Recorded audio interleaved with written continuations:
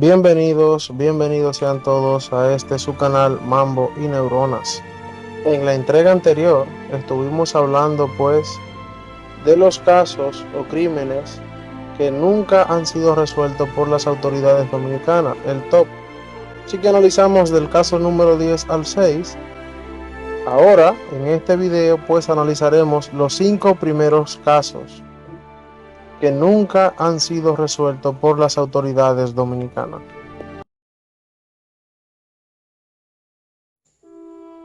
El 20 de abril del 2017 fue encontrado muerto en estado de descomposición en una habitación de la casa número 120, parte atrás en la calle General Duvergé en San Pedro de Macorís, el señor Miki Nazario, un ex beisbolista y cronista deportivo. Los resultados de la necropsia entregada por la regional del Instituto Nacional de Ciencias Forenses, INACIF, que opera en el Hospital Regional Dr. Antonio Musa, mencionó que la causa de muerte fue trauma craneoencefálico severo.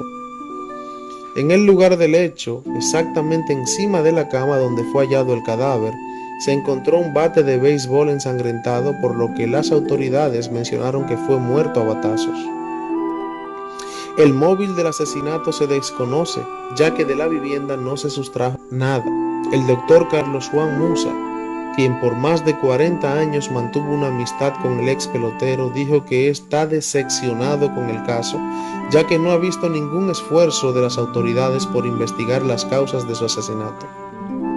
El ex pelotero jugó con las Águilas Ibaeñas, Leones del Escogido, Tigres del Licey y las Estrellas Orientales, llegando a dirigir a los Toros del Este y la Liga de Verano del Cibao. Además, trabajó como scout de los Dodgers de Los Ángeles y firmó varios peloteros. También jugó en Puerto Rico, Venezuela y México. Su muerte llenó de consternación el país y se sigue esperando que se esclarezca el caso. No se tiene ni la más mínima idea de por qué fue asesinado de esta manera un señor de 83 años de edad.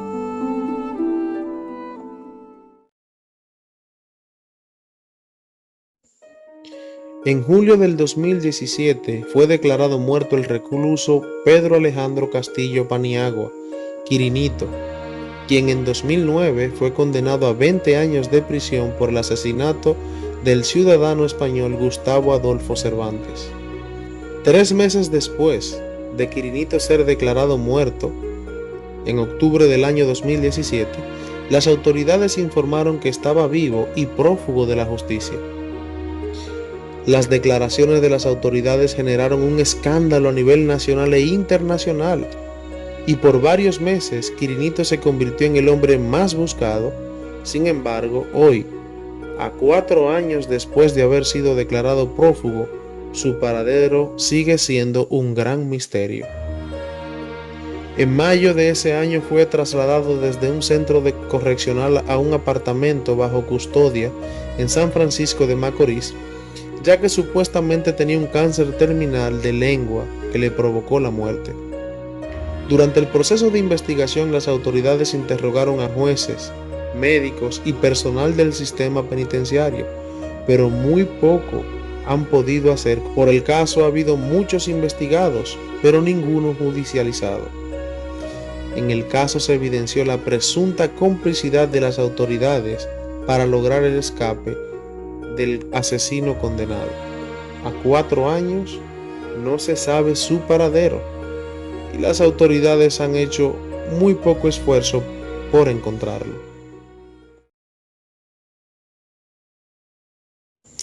El 16 de junio del 2004, en la calle Luis Amía Matió del barrio Villa Velázquez en San Pedro de Macorís, pasadas las 10 de la mañana, fueron asesinados el abogado y dirigente pledeísta Federico Nina Sarmiento, alias Papotico, y su chofer Pedro Pacheco. En el hecho resultó herido en la clavícula el guardaespaldas Claudio Martínez. Según versiones de testigos, 2 hombres a bordo de una motocicleta tipo DT seguían el vehículo en que se desplazaban las víctimas y luego se pararon frente al vehículo y le emprendieron a tiros. Vaciaron 2 cargadores de una pistola calibre 45 y se marcharon del lugar. El asesinato de Nina Sarmiento, ex candidato a senador del PLD por San Pedro de Macorís en las elecciones del año 2002, se produjo luego de que sufriera otro atentado el pasado 4 de mayo de ese mismo año. Ese día, mientras transitaba por la avenida George Washington, dos hombres que se desplazaban en una motocicleta dispararon contra él y su acompañante, Alcibiades Tavares. Tavares, miembro del comité central del PLD, cuenta que los hombres dispararon justo al lado del asiento que ocupaba Nina Sarmiento. La jipeta en la que viajaban aún tiene la marca de la bala que le impactó en el borde de una ventanilla. Según datos oficiales, las razones por la cual fue asesinado este dirigente político fue por razones personales y no políticas. Martínez, el único sobreviviente al atentado, prefiere no conversar con desconocidos. Muchas hipótesis se tejieron en este caso, sin embargo, nunca ha sido esclarecido el móvil de este asesinato, y mucho menos quiénes fueron los sicarios o quién fue el autor intelectual.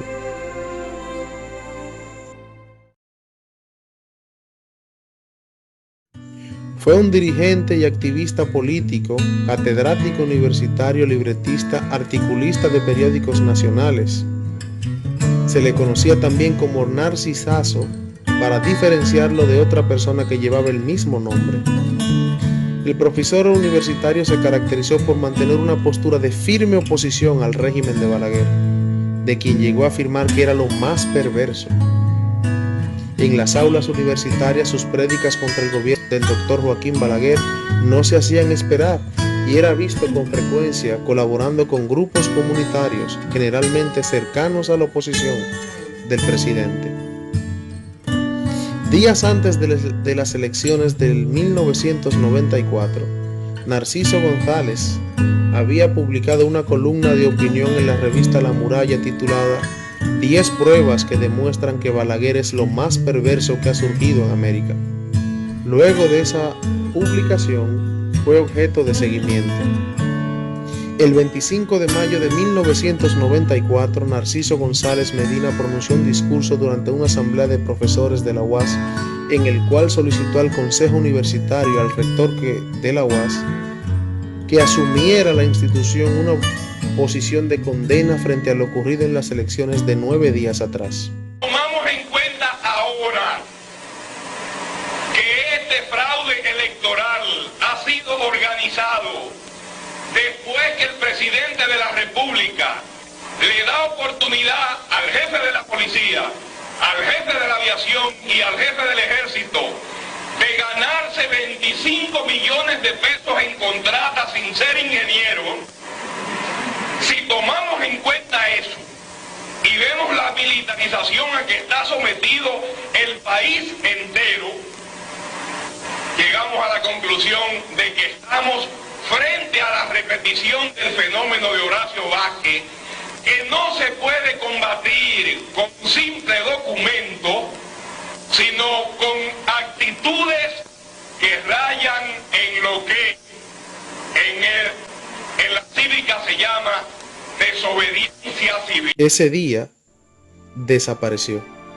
Si bien se escucharon rumores sobre posibles hipótesis en cuanto al destino de Narciso González y el paradero de sus restos, a la fecha no existe ninguna versión oficial sobre lo sucedido y ninguna de estas hipótesis ha sido confirmada.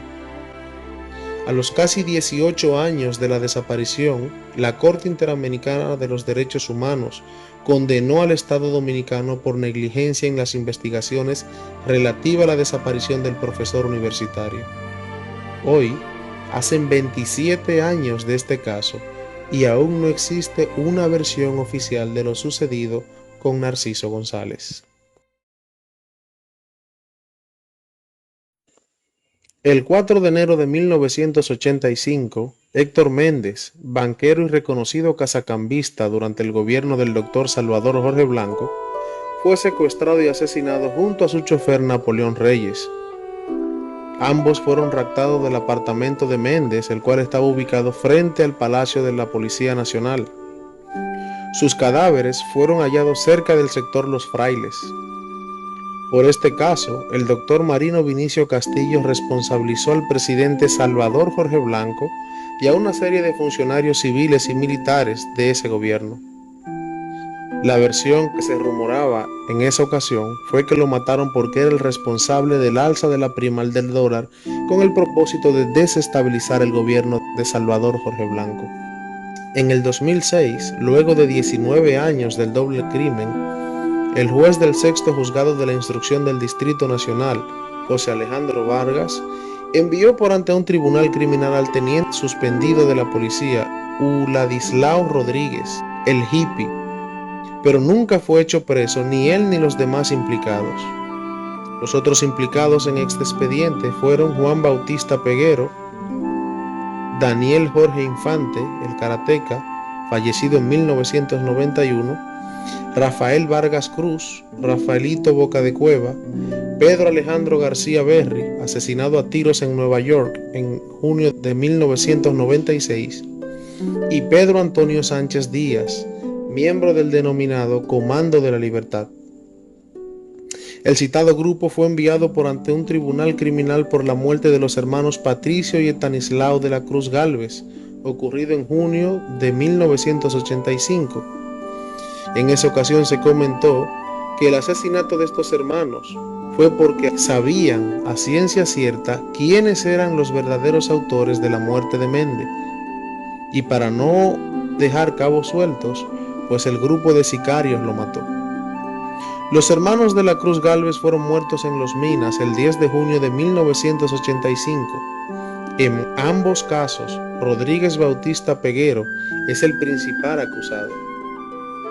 El caso de Méndez y de su chofer, juntamente con el de los asesinatos de los hermanos de la Cruz, se mantuvo paralizado en la justicia hasta octubre del 2006, cuando el juez Alejandro Vargas despolvó el expediente y envió por ante un tribunal a un grupo de los implicados, pero sin embargo, nunca cayó nadie preso.